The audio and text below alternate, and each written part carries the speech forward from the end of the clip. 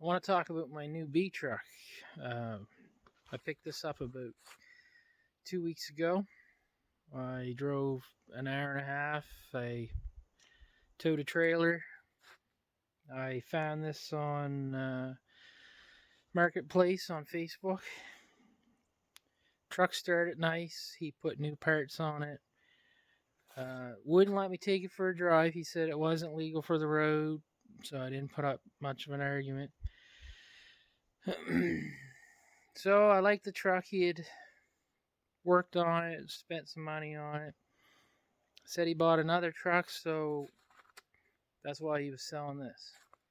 But he wouldn't let me drive it. So I get home, take it off the trailer. First thing I do is go for a drive, and it won't shift.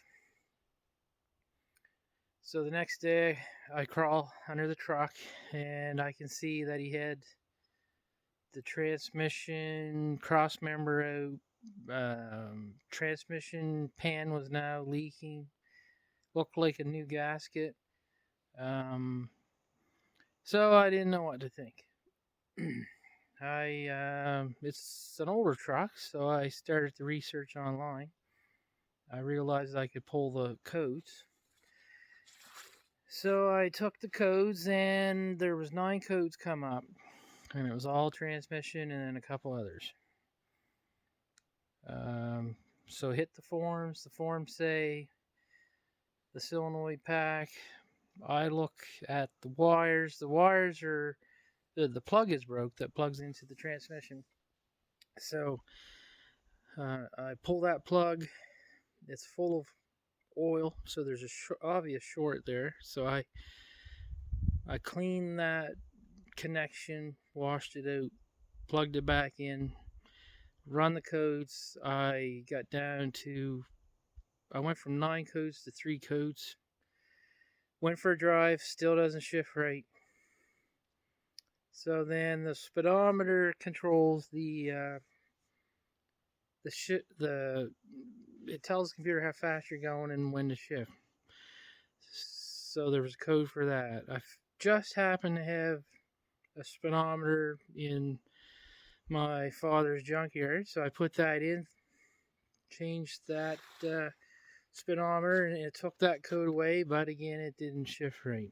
So I called all over Canada looking for a ECM, electronic control module. The code I was getting, the truck is 2-wheel drive. The code that I'm getting says the truck is in 4-wheel drive low range. So that was making it shift quickly up through the gears from 1 to overdrive, thinking that it was in low range. I can't find this part anywhere. They're on eBay. They're very expensive. So I called an auto parts place in the United States, and they had one in stock. So I drove there and picked one up. I got out of the car at the border. Amber and the dogs went to the auto parts store, which was in Holton, Maine, 7 minutes across the Canadian-United States border. They picked up the part. When they come back across, they picked me up. I'm unvaccinated, so I wasn't allowed into the country. So that was a 4.5-hour drive one way. The part was 129 American. So I put it in the truck, and problem solved. All the codes are gone. Truck shifts. Starts, runs nice. So I'll show you the truck. This is my new B truck. This is a 1997 F Super Duty, so it would be about a 450, an F450. He had put a new deck on it. He had put new brake shoes, new calipers. He put some lights up there. He redid the lights here at the back. So he did something to the transmission. I don't know what exactly.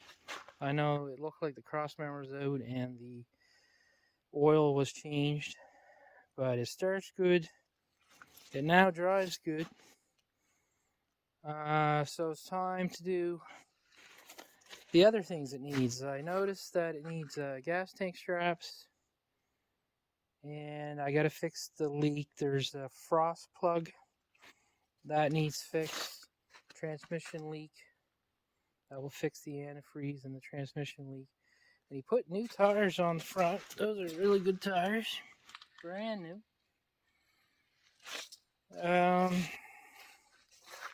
So I'm gonna change the fenders. I don't. It's easy to do. They're rusted out, but you know, that's only a half-hour job per side. There's no broken glass. The mirrors are in so that I can fit it in the shop. It has a. Just give me a second here. I'm going one-handed. It has a 7.5 liter 460 gas. It's probably really hard on gas. So there's the new ECM. I don't have it back in the truck yet. It goes in this hole in here. I just went for a quick drive to see if it was going to work right. Back in '97, this is when they were just starting to switch over to sensors and computers, and they were making it very complicated. There's a lot of vacuums and lines and sensors and hoses. You wouldn't see this on a newer vehicle now. I'm not going far in this truck. This is just around the farm. All my pollination for the honeybees is less than 30 miles away, so I don't plan on going too far. So on the right side, fender issue. Nice heavy rear end, suspension, dually. I think I can carry up to 11,000. I can carry up to 11,000 pounds with this truck on the back. Inside the cab's all tore out because there's no hole here, but the lip is gone that holds this rubber in place. So I have the carpet out and the seat out to fix that.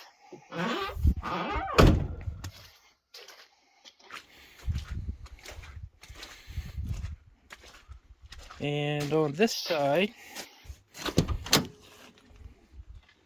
the guy put a floor pan in, and I think after whatever he did to the transmission, I think it scared him and he just gave up. So I have a rocker panel to put in. That's not hard, you just weld that in. I have everything to do it. I have a spot welder and everything, so it won't take me very long to put that in. And the cab corner, I'm going to change it as well. It's starting to rust here, so I'm already here with the welder to fix this. I might as well fix the cab corner. The dash is all still out because I had to change the speedometer.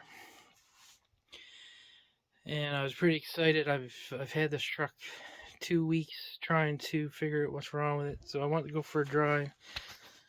And the shifter was all broke, so I fixed that now. I just gotta put that piece together, and it should make a decent farm truck. Don't plan on going far with this, gonna stay close to the farm.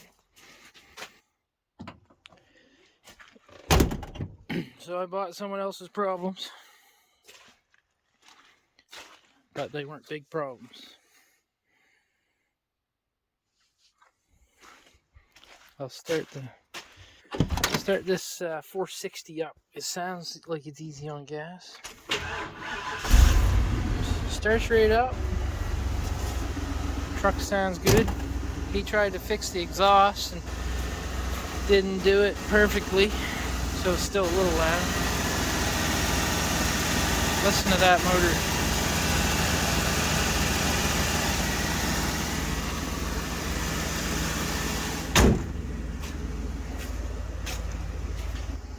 That's a fifth wheel in that plate. That plate flips up and there's a fifth wheel there.